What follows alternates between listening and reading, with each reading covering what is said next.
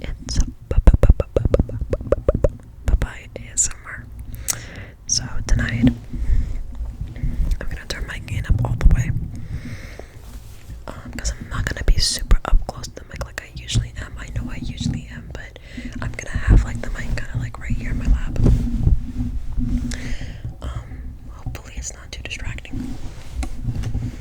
But I think this is cute. I think you guys can hear me from here because the gain is pretty loud. But I'm gonna be reading you a chapter from this book. I was excited for me to get my acrylics tomorrow.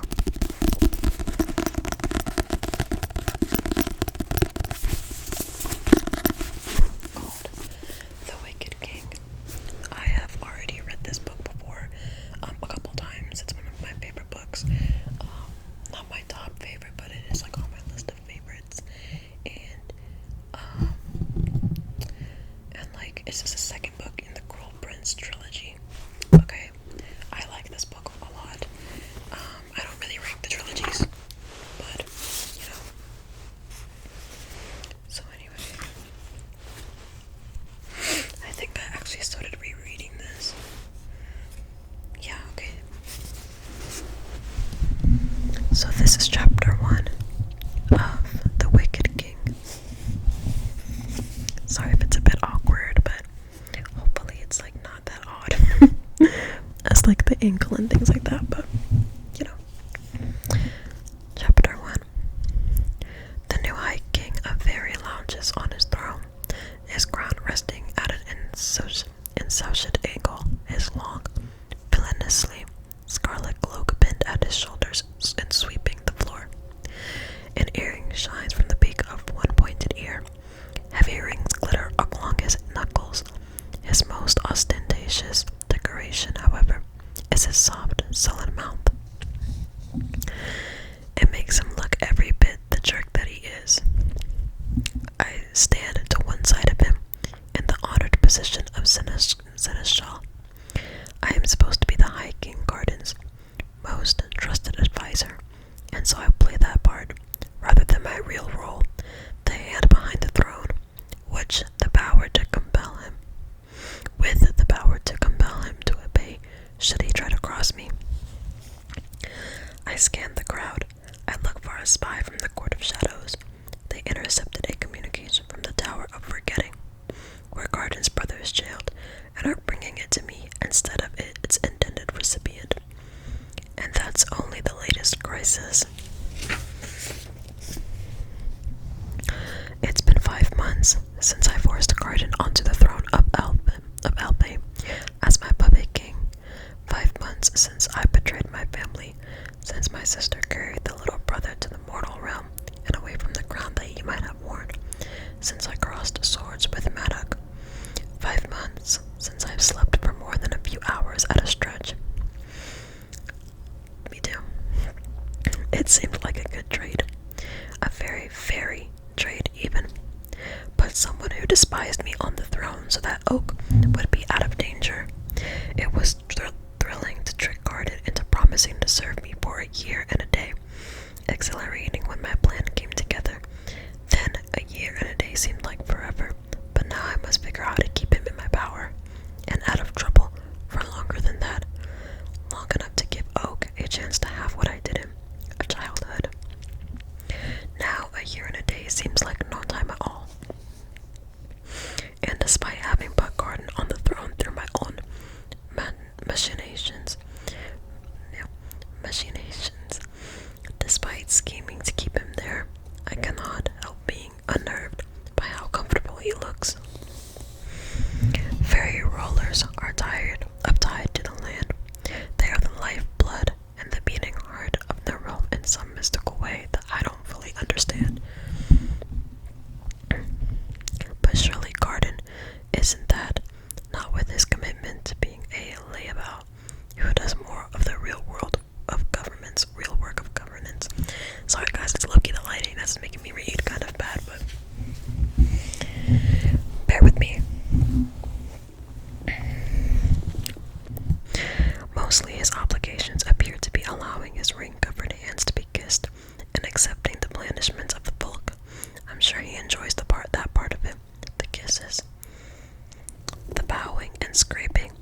He's certainly enjoying the wine.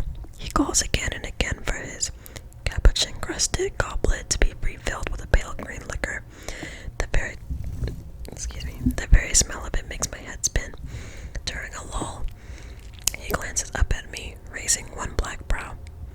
Enjoying yourself? Not as much as you. Not as much as you are, I tell him. No matter how much he disliked me when we were in school, that was a guttering candle to the steady flame of his hatred now. His mouth curls into a smile, his eyes shine with wicked intent. Look at them all, your subjects. A shame not a one knows who their true ruler is. My face heats a little at his words. His gift is to take a compliment and turn it into an insult, a jab that hurts more for the temptation to take it at face value. I spent so many revels avoiding notice. Now everyone sees me, bathed in candlelight, in one of the 3 nearly identical black doublets I wear each evening. My sword knife fell at my hip. They twirl in their circle dances and play their songs. They drink their golden wine and compose their riddles and their curses while I look down on them from the royal dais. They are beautiful and terrible, and they might despise my mortality, might mock it, but I am up here and they are not. Of course, perhaps that isn't so different from hiding. Perhaps it is just hiding in plain sight, but I cannot deny that the power I hold gives me a kick, a jolt of pleasure whenever I think on it. I just wish Gordon couldn't tell. If I look carefully, I can spot my twin sister, Taryn, dancing with Locke, her betrothed. Locke, who I once thought might love me. Locke, whom I once thought I could love. It's Taryn I miss, though. Nights like tonight, I imagined hopping down from the dais and going to her, trying to explain my choices. Her marriage is only 3 weeks away, and still we haven't spoken. I keep telling myself I need her to come to me first. She played me for a fool with Locke. I still feel stupid when I look at them. If she won't apologize, then at least she should be the one to pretend. There's nothing to apologize for. I might accept that even, but I will not be the one to go to Taryn to beg. My eyes follow her as she dances. I don't bother to look dramatic. His love is part of the price I paid for this position.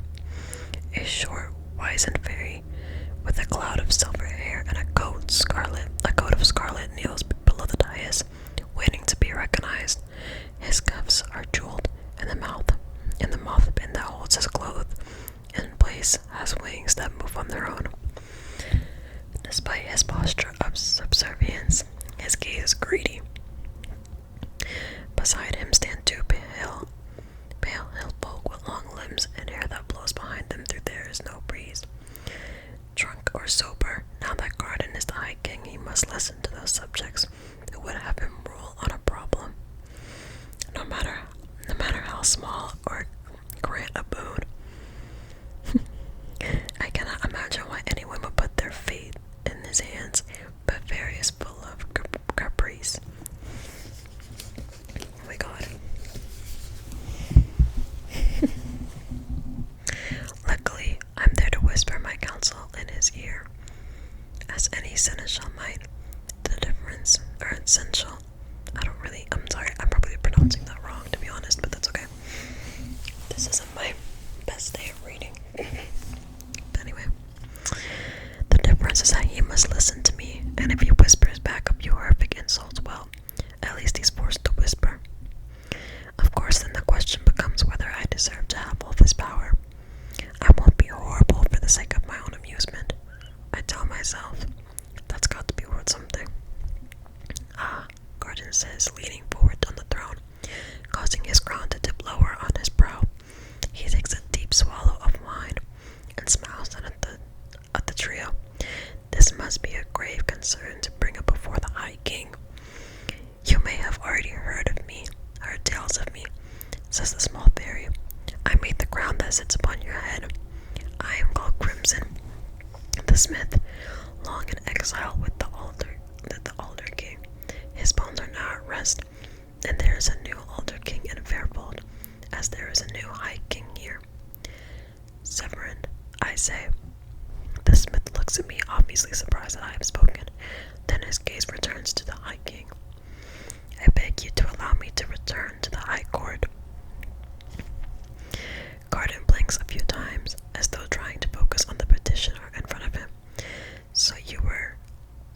yourself exiled, or you chose to leave.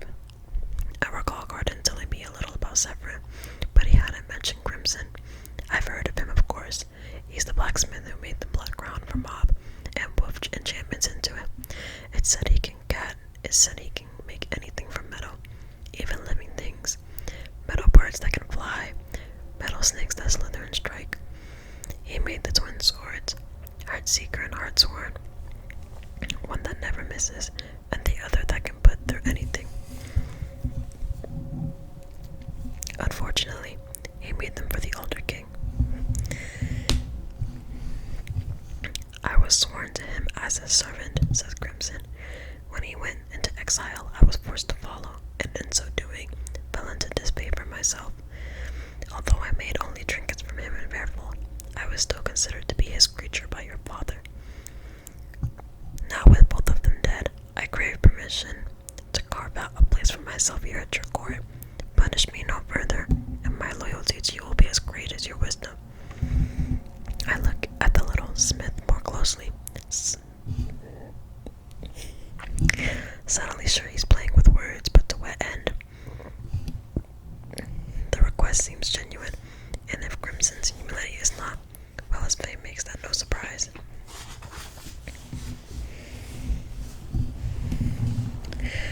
Very well, Garden says, looking pleased to be asked for something easy to give. Your exile is over. Give me your oath, and the High Court will welcome you.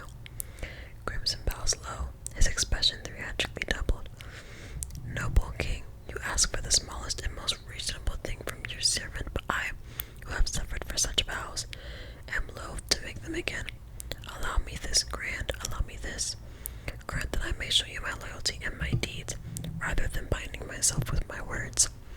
I put my hand on Garden's arm, but he shrugs it off my cautioning squeeze. I could say something and he would be forced, by prior command, to at least not contradict me, but I don't know what to say. Having the smith here, forging for Alfame is no small thing. It is worth perhaps the lack of an oath. And yet something in Crimson's case looks a little too self-satisfied, a little too sure of himself. I suspect a trick. Garden speaks before I can puzzle anything more out. I accept your condition, indeed. I will give you a boon. An old building with a forge sits on the edge of the palace grounds. You shall have it for your own, and as much metal as you require. I look forward to seeing what you will make for us. Crimson's brow bows low. Your kindness shall not be forgotten. I mislike this, but perhaps I'm being overcautious. Perhaps it's only that I don't like the smith himself. There's little time to consider, and before another petitioner steps forward, a hag, old and powerful enough that the air around her seems to crackle with force of her magic. Her fingers are twiggy, her hair color of smoke, and her nose like the blade of a scythe. Around her throat she wears a necklace of rocks, each bead carved with a horse that seem to catch and puzzle to the eye. When she moves, the heavy robes around her ripple, and I spy clawed feet like those of a bird of prey. Kingling, the hag says, Mother Marrow brings you gifts. Your fealty is all I require. Garden's voice is light, for now. Oh, I'm sworn to the ground, sure enough, she says, reaching in out of her pockets and drawing out a cloth that looks blacker than the night sky. So black it seems to drink the light around it. The fabric slithers over her hand. But I have come all this way to present you with a rare prize. The folk do not like debt, which is why they will not repay a favor with mere thanks. Give them an oak cake, and they will fill one of the rooms of your house with grain, overpaying to push debt back onto you. And yet, tribute is given to the high kings all the time, gold service swords with names, but we don't usually call those things gifts, nor prizes.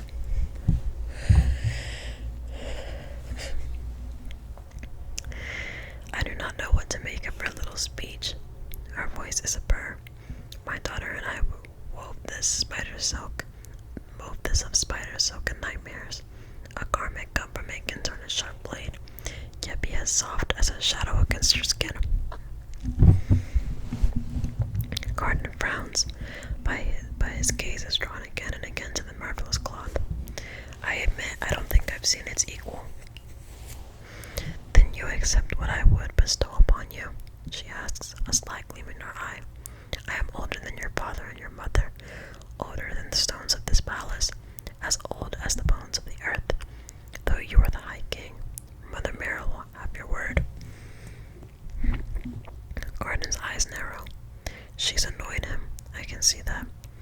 is a tricky ear, and this time I know what it is.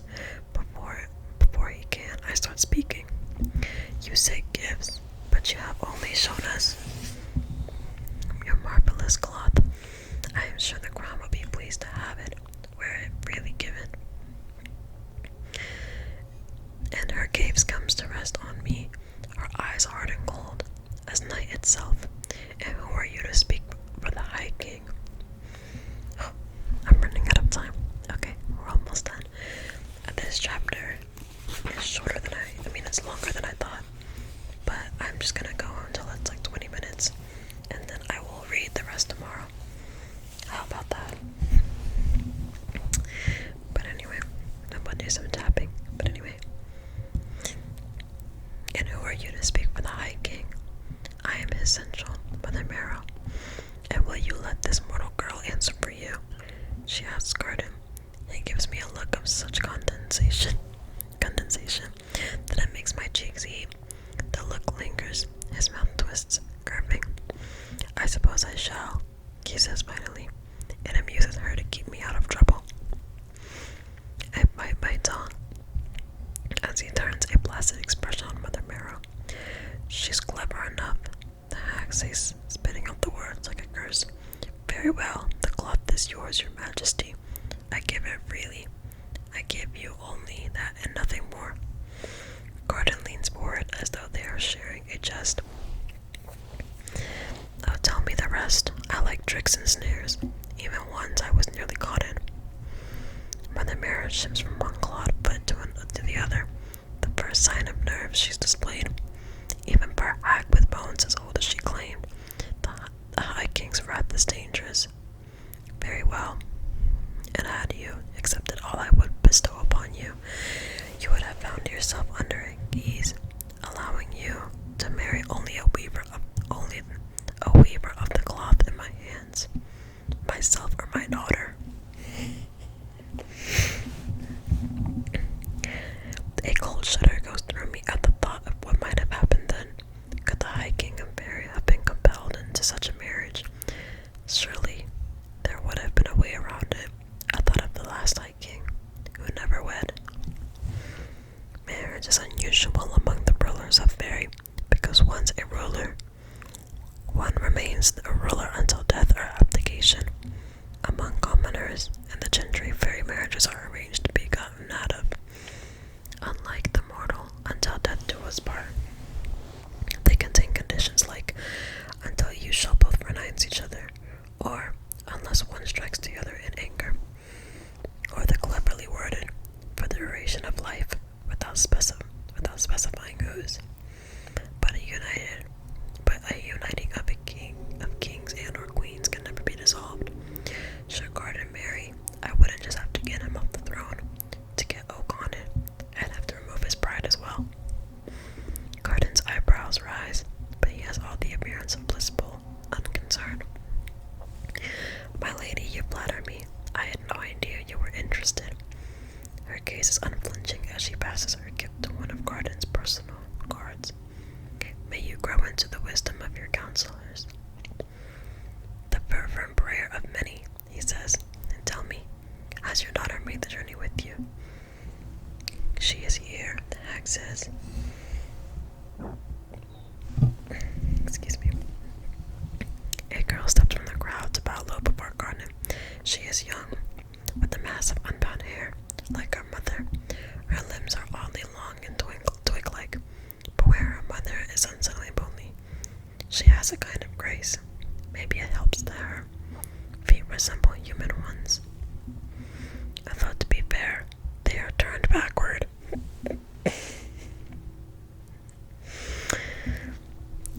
Oh. Okay, guys. Okay, I'm just gonna finish this page. Although I would make a poor husband, Garden says, turning his attention to the girl, who appears to shrink down into herself at the force of his regard. But grant me a dance, and I will show you my other talents. I give him a suspicious look. Come, Mother Marrow says to the girl, and grabs her, not particularly gently, by the arm, dragging her into the crowd. Then she looks back at Garden. We three will meet again. They're all going to one